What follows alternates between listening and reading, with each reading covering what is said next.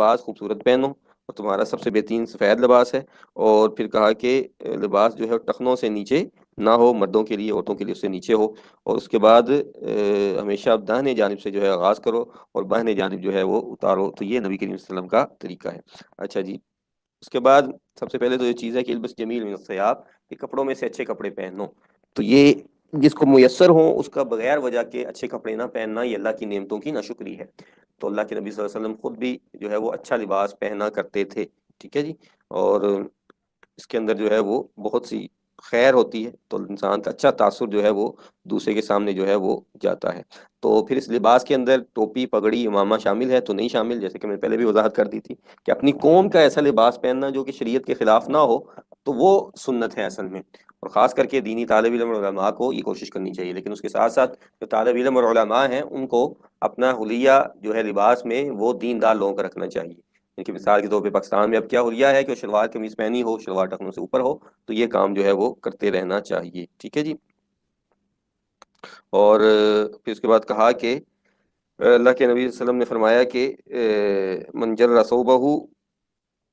یہ بڑا آگے آئے گا، تو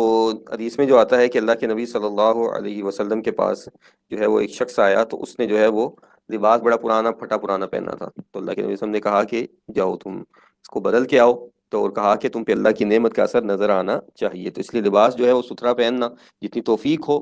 فضول خرچی میں جائے بغیر تو وہ اچھی بات ہے۔ اور پھر کہا کہ وہ افضلها الابیض، اور ان لباسوں میں جو ہے سب سے بہتر کون سا لباس ہے وہ سفید ہے، ٹھیک ہے۔ اور دوسری جگہ اللہ کے نبی نے فرمایا کہ اپنے مردوں کو جو ہے وہ سفید لباس میں ہی دفن کرو، ٹھیک ہے۔ تو آگے جو ہے مردوں کے لیے خاص حکم ہے، اور یہ بھی اچھا یہاں پہ یہ چیز بھی ذہن میں رکھنی چاہیے کہ ابیض جو ہے یہ مردوں کے لیے ہے، عورتوں کے لیے ایسا سفید پہننا جس سے مردوں کی شباہت پیدا ہو تو وہ درست نہیں ہے۔ اور یہاں پہ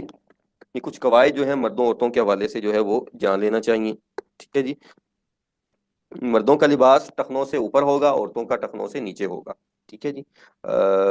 مرد جو ہیں وہ ریشم نہیں پہن سکتے، سونا وغیرہ نہیں پہن سکتے، عورتیں جو ہیں ان کے لیے پہننا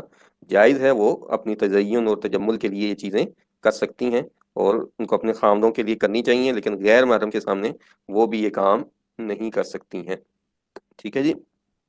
اس کے بعد عورتوں کا لباس جو ہے وہ چست اور تنگ قسم کا نہیں ہونا چاہیے، حدیث میں جیسا کہ اللہ کے نبی صلی اللہ علیہ وسلم نے فرمایا کہ جو ہے وہ قیامت کے قریب عورتیں اس طرح کی ہوں گی کہ ان کا لباس کس قسم کا ہوگا کہ جیسے وہ ہیں وہ آریات ہیں، حالانکہ انہوں نے لباس جو ہے وہ پہنا ہوا ہوگا، ٹھیک ہے جی۔ تو ان چیزوں کا جو ہے اپنے عورتیں جو ہیں وہ خیال کریں، ٹھیک ہے۔ اور پھر کچھ رنگ جو ہیں جو مردوں عورتوں کے درمیان تقسیم ہو چکے ہوں، ایک خاص رنگ مردوں کا ہے تو وہ عورتیں نہیں پہن سکتی، اور اسی طرح عورتوں کے لیے جو رنگ خاص ہو گیا وہ مرد نہیں پہن سکتے، ٹھیک ہے۔ اور اسی طرح کپڑے کی جو قسم مردوں کے لیے خاص ہو گئی وہ عورتیں نہیں پہن سکتی، جو عورتوں کے لیے ہوگی وہ مرد نہیں پہن سکتے۔ اور اسی طرح غیر مسلموں کا ایسا لباس جو ان کا مذہبی نشان یا خاص ان کی علامت بن چکا ہو وہ نہیں پہنا جا سکتا، یا اہل بدعت کا بھی اس طرح جو لباس وغیرہ ہے وہ نہیں پہنا جا سکتا۔ مثال کے طور پہ نارنجی رنگ کا، مالٹے رنگ کا لباس مردوں کا پہننا تو یہ درست نہیں ہوگا، کیونکہ یہ اب صوفیاء یا ہندوؤں کا نشان یا سکھوں کا نشان بن گیا ہے۔ سکھوں کی طرح پگڑی نہیں باندھی جا سکتی ہے، ان کی طرح مونچھیں بڑی بڑی نہیں رکھی جا سکتی ہیں، ٹھیک ہے۔ ہندوؤں کی طرح جو ہے وہ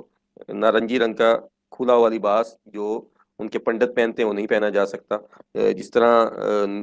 نصرانی جو ہیں وہ ان کے پوپ وغیرہ پہنتے ہیں وہ نہیں پہنا جا سکتا۔ یہود کی طرح ٹوپی بالکل چھوٹے سائز کی نہیں لی جا سکتی جیسے وہ اپنی عبادت کے دوران لیتے ہیں۔ تو یہ سب چیزوں کا جو ہے وہ خیال رکھنا چاہیے۔ پھر کہا کہ ولا یجاوز کعبیہ السفلی، تو اپنے ٹخنوں سے نیچے لباس مرد نہ آنے دے، تو کیونکہ اس کے بارے میں بڑی سخت وعیدات ہیں اللہ کے نبی صلی اللہ علیہ وسلم کی کہ یہ جان بوجھ کے تکبر کی نیت سے کپڑا نیچے کیا تو وہ جو ہے اللہ اس کی طرف رحمت کی نظر سے قیامت کے دن دیکھے گا بھی نہیں، ٹھیک ہے جی۔ تو یہ چیزیں ذہن میں رکھنی چاہیے۔ اور لباس میں قاعدہ یہ ہے کہ لباس ہمیشہ داہنے جانب سے شروع کرنا ہے، داہنے بازو میں پہنے، دانا پہلو پہلے پہنے، ٹھیک ہے جی، اور اتارتے وقت بائیں طرف سے کریں۔ اور جو جوتا ہے اس کے مقابلے میں اس کی سنت کیا ہے کہ وہ باہنے جانب سے پہلے پہننا ہے اور داہنی طرف سے بعد میں پہننا ہے، ٹھیک ہے جی۔ تو یہ چیزوں کو جو ہے وہ خیال رکھنا چاہیے۔ اور پھر اس کے ساتھ ساتھ جو ہے سادہ لباس ہو لیکن صاف ستھرا ہو، ٹھیک ہے۔ اس کے ساتھ ساتھ جو ہے وہ دعائیں وغیرہ لباس پہننے کی، جیسا کہ اللہ کے نبی صلی اللہ علیہ وسلم نے نبی داؤد میں کہ الحمدللہ الذی کسانی هذا الثوب رزقنیہ من غیر حول منی ولا قوہ، کہ تمام تعریفیں اللہ کے لیے جس نے مجھے لباس پہنایا بغیر میرے کسی زور اور طاقت کے، ٹھیک ہے جی۔ تو اس کا اگر ہم جائزہ لیں تو صاف ستھرا اور خوبصورت لباس پہننا چاہیے، سفید لباس کو ترجیح دینی چاہیے، مرد کا لباس ٹخنوں سے اوپر ہو، خواتین کا نیچے ہو، اور سفید لباس مردوں کے لیے ہے، عورتوں کے لیے پہننے کے لیے نہیں، کیونکہ مردوں کے لیے خاص ہو چکا، خاص کر کے بالکل پیور جو وائٹ ہوتا ہے۔